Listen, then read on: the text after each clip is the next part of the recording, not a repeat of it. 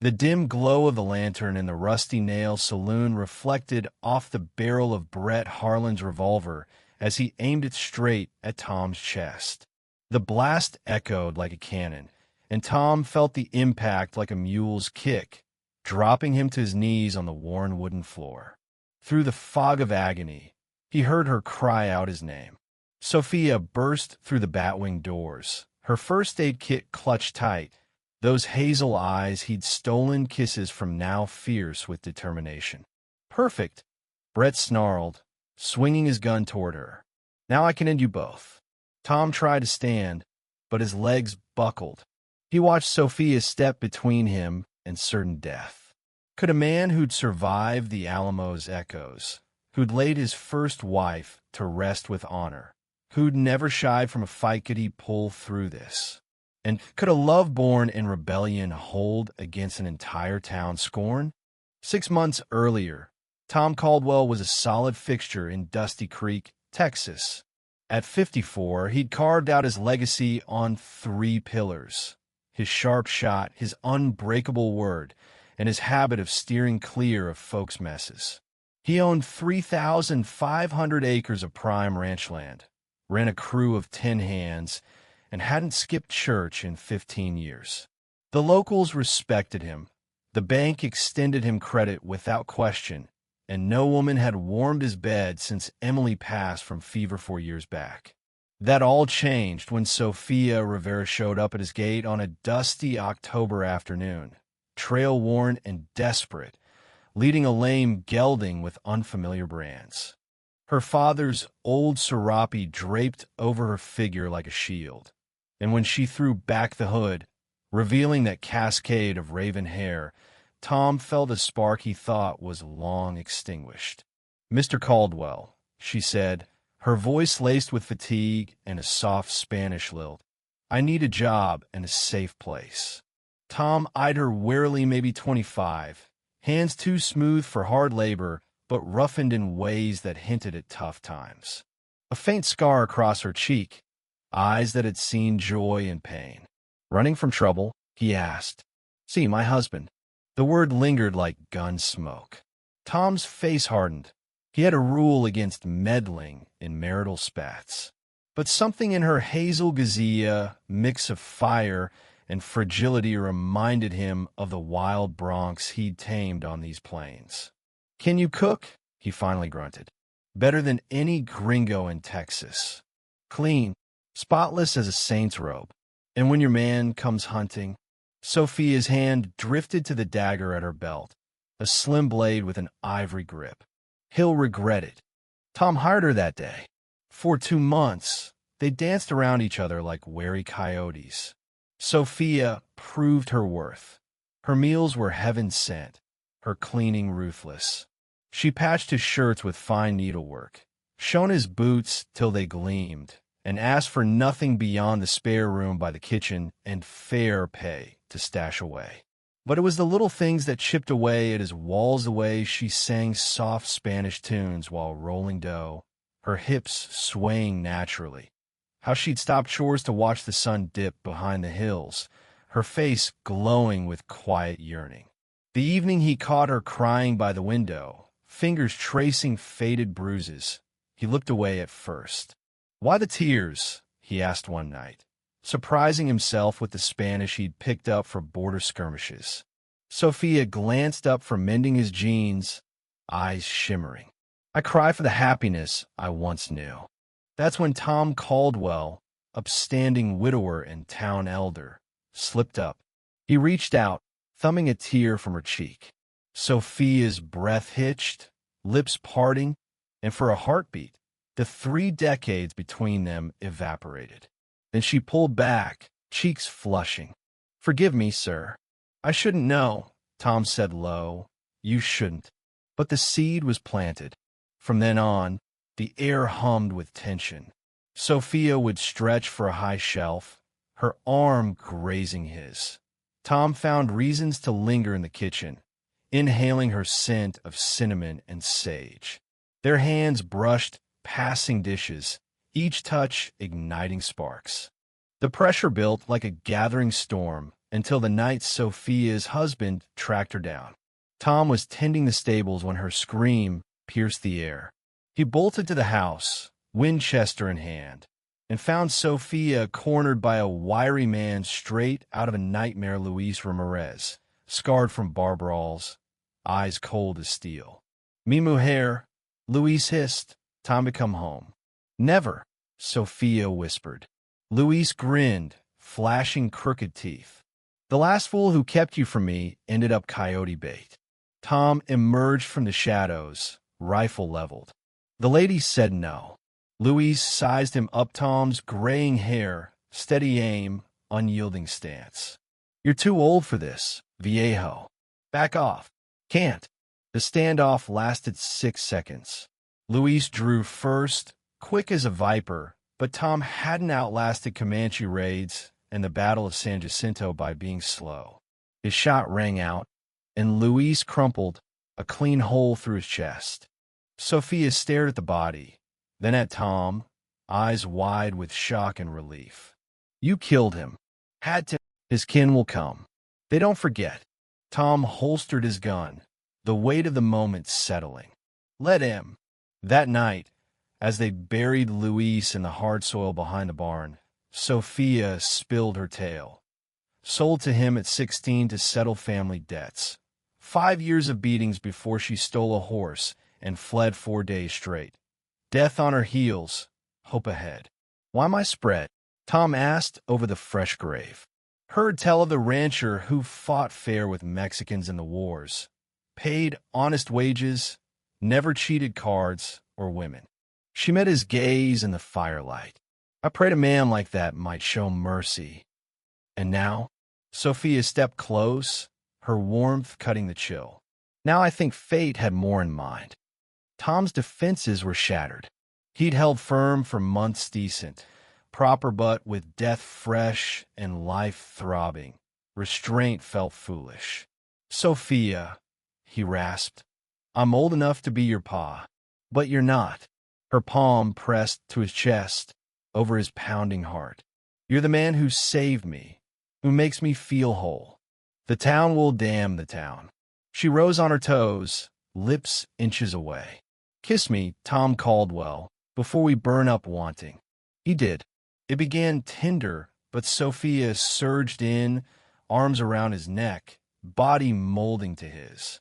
She kissed like a parched soul at a spring, fierce and deep. They stumbled to his bedroom, clothes shedding in haste. Sophia's gown pooled at her feet, revealing golden skin etched with survival's marks.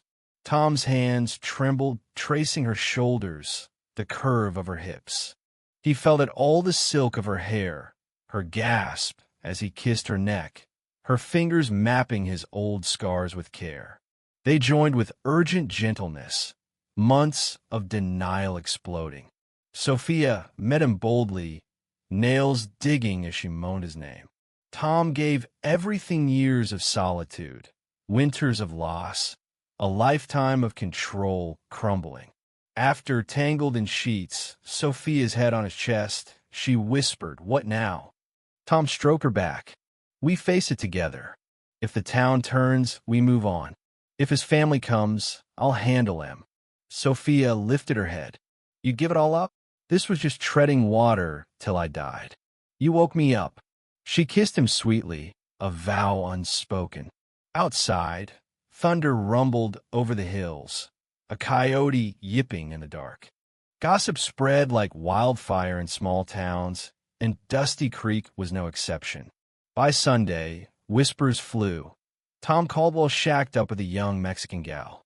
By afternoon, she was branded a killer's widow. By evening, the whole place buzzed about scandals at the Caldwell Ranch. Tom felt the glares riding into town with Sophia on the buckboard. He ignored them, but she winced at the slurs. "Or," muttered Clara Jenkins by the general store. "Cradle snatcher," grumbled old Hank from the feed shop. "Shame on Emily's memory," sniffed the preacher's wife. Tom's knuckles whitened on the reins, but Sophia touched his hand. "Latching talk." Words don't bite, but they did sting business. Cattle deals vanished, the bank tightened loans, and 2 hands quit cold. Maybe they're right. Sophia said one firelit night, guilt heavy. I should go. No, Tom growled. I won't lose you to their small minds. But your ranch, it's dirt and cows. You're my heart. Tears welled in her eyes. I love you too. More than life. Then the bullets flew. The first shattered the parlor window, glass flying. The second chewed the door jamb as Tom grabbed his rifle. Sophia ducked behind the table, her pocket pistol ready the one he'd given her post-Luis. Caldwell, the voice outside dripped venom. You murdered my brother. 3, maybe 4, Tom muttered, peeking out. Sophia paled. Enrique, Luis's older brother. Worse than him. Come out, coward. Enrique bellowed. Stay down. Tom ordered, slipping out the back, using shadows he knew like kin. The fight was savage and short. Tom dropped Enrique before he blinked, plugged the next kin too. But the cousin, Pablo, grazed Tom's side, whirling him. Pablo turned on Sophia as she emerged, grinning. The little putafun first. Sophia's pistol cracked twice. Pablo fell dead. In a hush, Tom clutched his wound, staring at his savior. It's done, she said steadily. But it wasn't. Dawn brought the town. Sheriff Harlan, Mayor Jenkins, Reverend Moore, and a posse eyeing 4 dead Mexicans. Self-defense, Tom stated flatly. They came for my woman. I guarded mine. Your woman? Mayor Jenkins sneered. Tom, this is Madnessa, man your age with her. Watch your mouth, Tom warned, hand on hip. Sophia stepped forward, chin high. I'm Sophia Rivera, wed to Luis Ramirez, who beat me like a dog. I fled. This man sheltered me. When Luis came, Mr. Caldwell defended me. When his kin sought revenge, we defended ourselves. She scanned the crowd. If loving a good man damns me, I'll face God, not you. Reverend Moore coughed. Scripture says, it also says judge not, Sophia cut in. Silence hung thick. Sheriff Harlan sighed. No crime in killing attackers on your land. But Tom, the town's boiling. Can't last. Then we'll find a new one, Tom said, arm around her.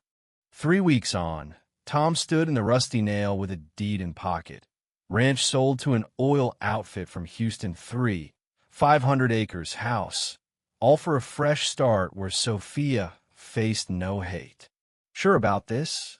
Sheriff Harlan asked for whiskey. He'd turned ally lately. Dead sure. They sipped till Brett Harlan Sheriff's hot-headed nephew, 27, and mean strode in. Brett had spewed venom about Sophia since the killings, escalating fights. Tonight, he reeked of booze and rage. Looky here, the town's dirty old man. The bar hushed. Brett, Sheriff warned, back off.